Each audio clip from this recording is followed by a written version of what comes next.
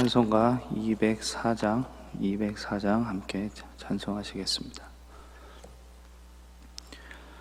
주의 말씀 듣고서 준행하는 자는 반석 위에 터닫고 집을 지음 같아. 비가 오고 물나며 바람 부딪혀도 반석 위에 세운 집 무너지지 않네. 잘 짓고 잘 짓세 우리 집 잘 짓세. 만세 반석 위에다 우리 집 잘 짓세. 주의 말씀 듣고도 행치 않는 자는 모래 위에 터닫고 집을 지음 같아. 비가 오고 물나며 바람 부딪힐 때 모래 위에 세운 집 크게 무너지네.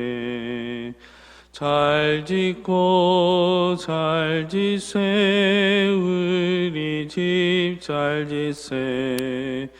만세 반석 위에다 우리 집 잘 짓세. 세상 모든 사람들 집을 짓는 자니 반석 위가 아니면 모래 위에 짓네. 우리 구주 오셔서 지은 상을 줄 때 세운 공로 따라서 영영 상벌 주리. 잘 짓고 잘 짓세 우리 집 잘 짓세. 만세 반석 위에다 우리 집 잘 짓세. 오늘 이 아침 하나님께서 우리에게 주시는 하나님의 말씀은 신약성경 마가복음 3장 31절에서 35절까지 있는 말씀입니다. 신약성경 57쪽쯤에 있는 말씀 한 절씩 교독하시고 마지막 35절 다 함께 읽겠습니다. 그때 예수의 어머니와 동생들이 와서 밖에 서서 사람을 보내어 예수를 부르니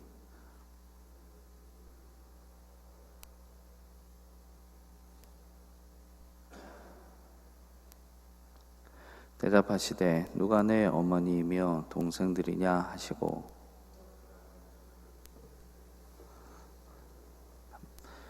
누구든지 하나님의 뜻대로 행하는 자가 내 형제요 자매요 어머니이다. 아멘. 오늘 말씀은 참 이상한 장면입니다. 왜냐하면 예수님의 어머니와 동생들이 예수님과 계신 곳으로 왔습니다. 근데 31절을 보십시오. 그때 예수의 어머니와 동생들이 와서 밖에 서서 사람을 보내어 예수를 부르니 라고 합니다. 전혀 이상한 점이 없습니까? 왜 어머니 마리아와 동생들이 예수님 계시는 곳으로 와서는 들어가지를 못하고 왜 밖에서 예수님께 사람을 보내어 왔다고 전가를 보내야 하는 것일까요? 어떤 때입니까? 30절과 31절에 있는 내용을 보시면 이는 그들이 말하기를 더러운 귀신이 들렸다 함이러라 그때에 라고 했습니다. 21절을 또 보시면 예수님의 친족들은 미쳤다는 소문이 돌고 있는 예수님을 붙들러 왔습니다. 그런데 예수님의 가족이 그 소문을 진짜 그대로 믿고 왔는지는 우리는 모르지만 다만 예수님의 가족이 예수님 때문에 퍽이나 마음고생했으리라는 것은 상식적으로 생각해 보더라도 충분히 이해가 갑니다. 분명 31절에 예수님과 예수의 어머니와 동생들이라고만 했습니다. 즉 예수님을 뵈러 온 그 일행에 아버지 요셉은 등장하지 않은 걸 보면 성경학자들은 그가 일찍이 세상을 뜬 것 같다라고도 합니다. 그렇다면 한번 상상을 해봅시다.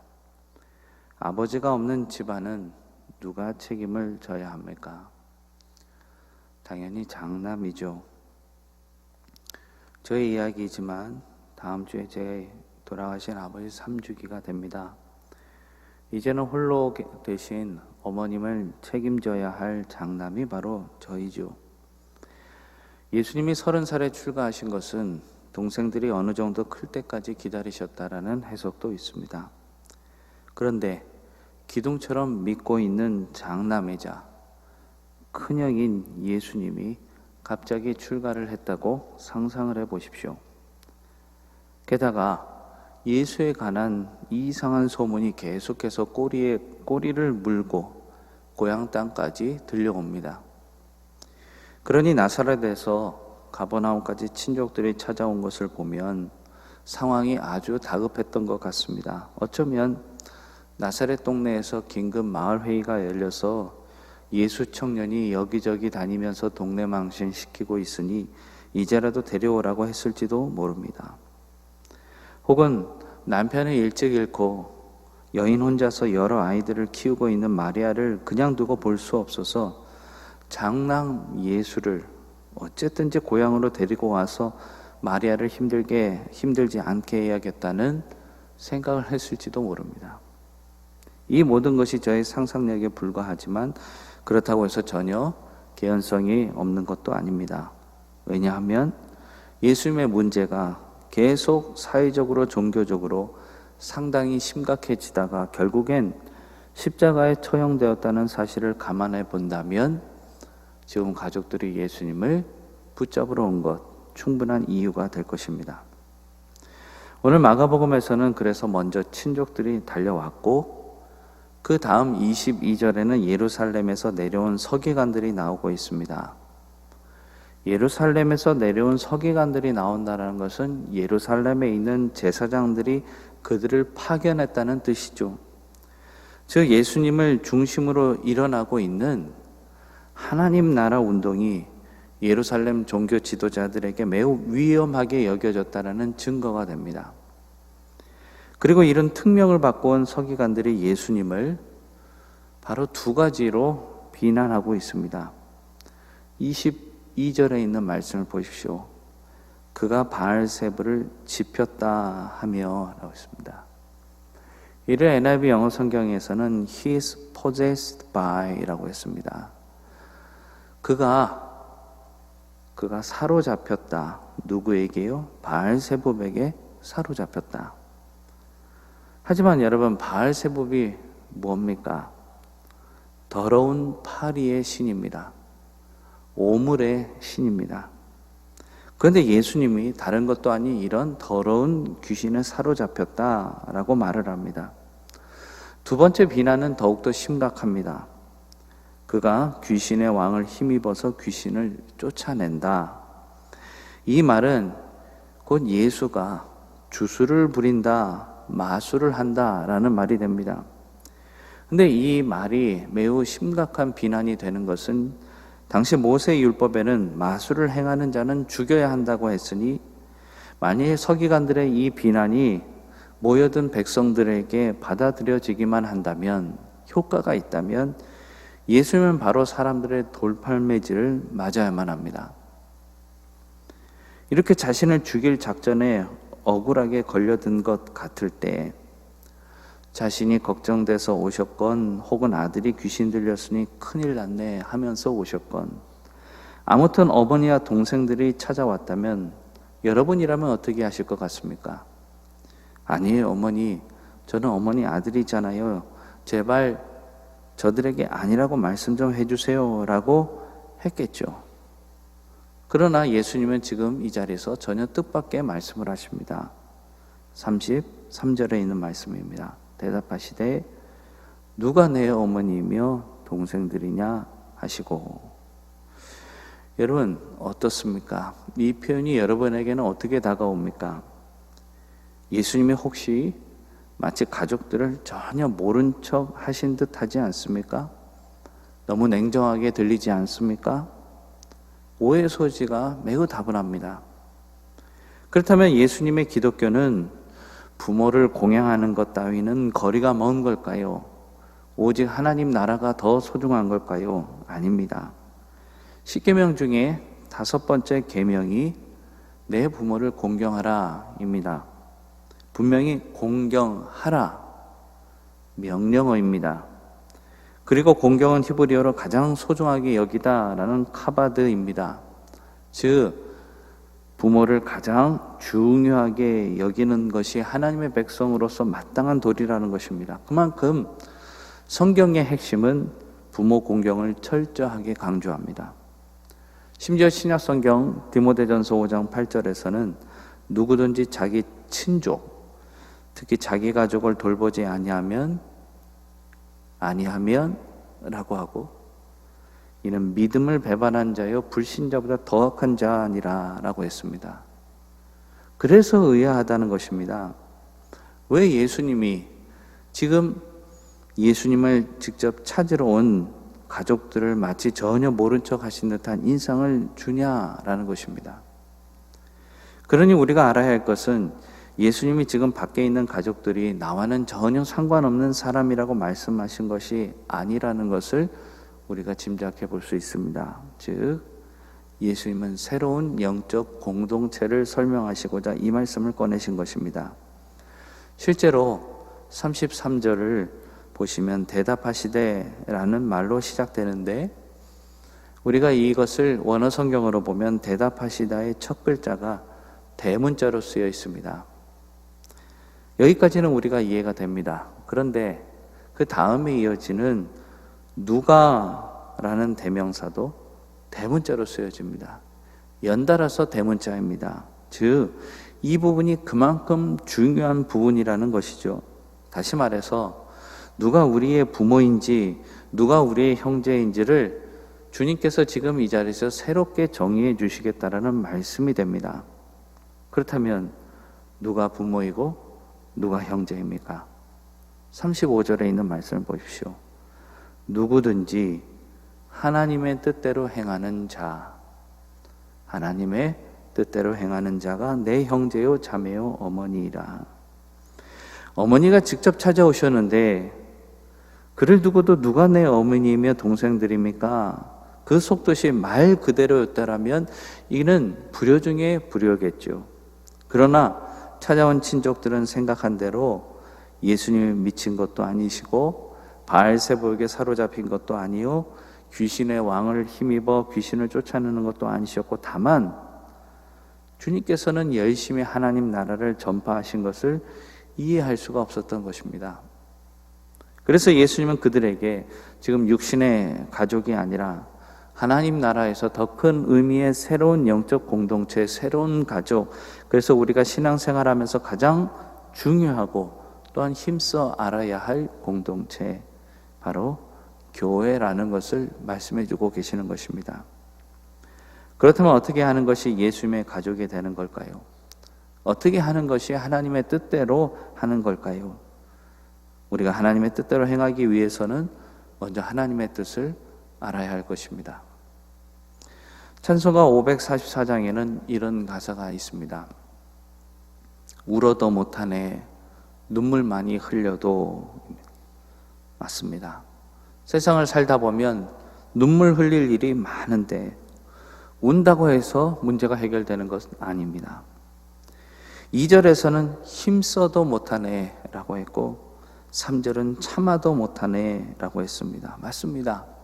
결국 우리의 인생에 울어도 힘써도 이를 악물고 참아도 되지 않는 문제를 해결하는 열쇠는 과연 무엇일까요?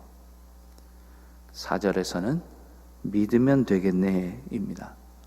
오직 믿음입니다. 즉 하나님의 뜻대로 행하는 자가 바로 믿음을 가진 자요, 그 믿음대로 살아갈 때에 눈물 나고 힘쓰고 참아도 안 되는 이 세상을 살아갈 힘과 소망을 얻게 되는 것입니다. 그래서 호세아 선지자는 우리에게 이렇게 권면하고 있습니다. 힘써 여호와를 알자.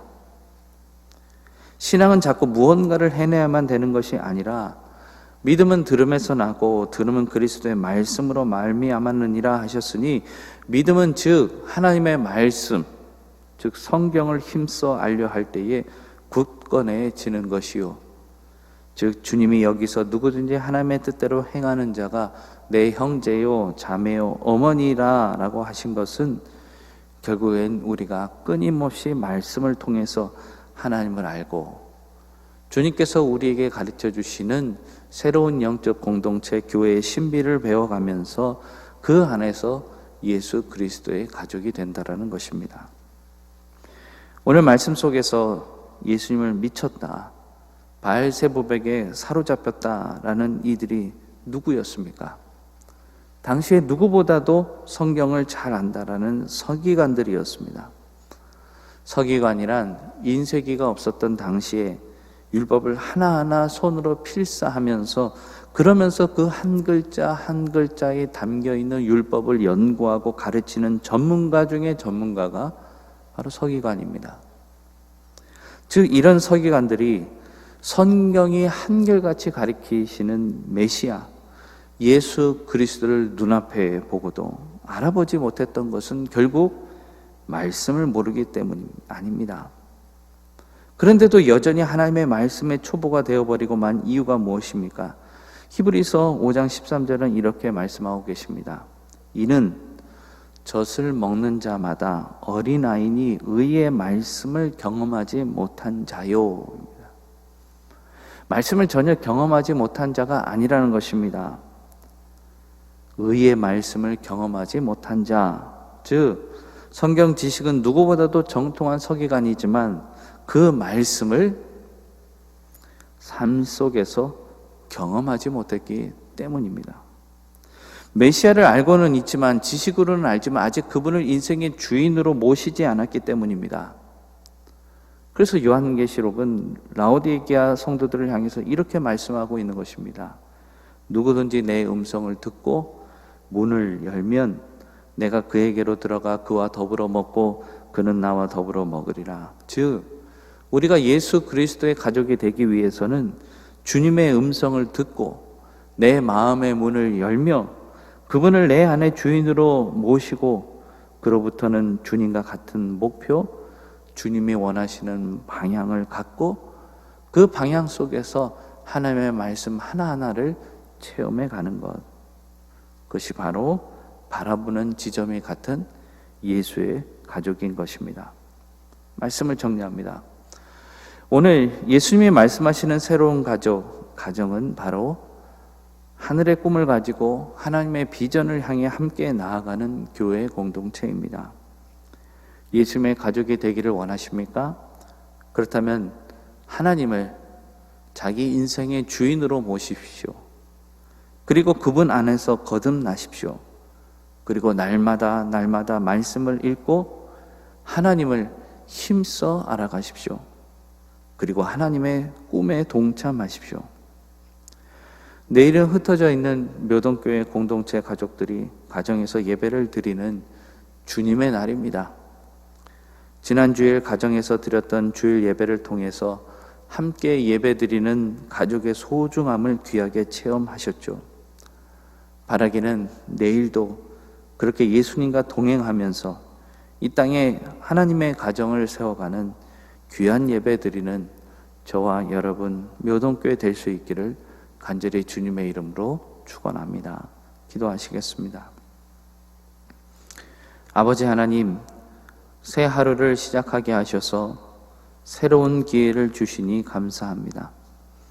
오늘이 오지 않을 수도 있었는데 당연하게만 생각하고 감사함이 없었습니다. 주님, 오늘이 내게 주어졌음에 감사하게 하옵소서. 감사함으로 최대한 기쁘고 힘내어 살게 하옵소서. 오늘도 주께서 만드신 모든 환경으로 인해 감사합니다. 나의 마음에 들지 않더라도 주님을 신뢰함으로 감사하게 하시고 내 생각이 주님의 생각보다 나으리라는 교만을 버리게 하시며 오직 아버지 하나님의 뜻대로 행하는 자가 되게 하옵소서. 무엇보다 오늘날 교회가 처한 어려움을 눈으로 보고 있는 우리의 자녀들을 주님의 손에 올려드립니다.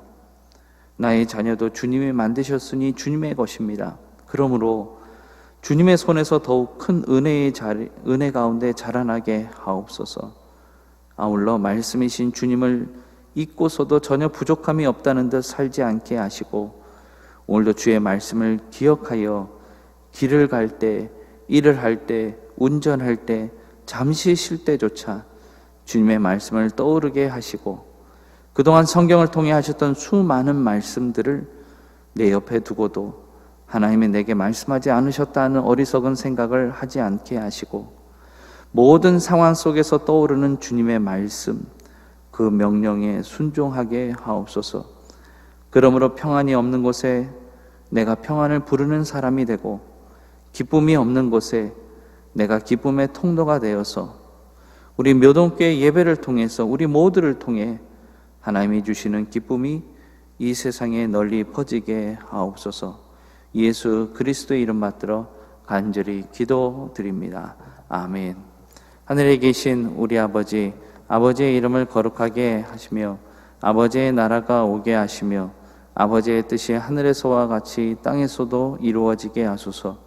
오늘 우리에게 일용할 양식을 주시고 우리가 우리에게 잘못한 사람을 용서하여 준 것 같이 우리 죄를 용서하여 주시고 우리를 시험에 빠지지 않게 하시고 악에서 구하소서. 나라와 권능과 영광이 영원히 아버지의 것입니다. 아멘.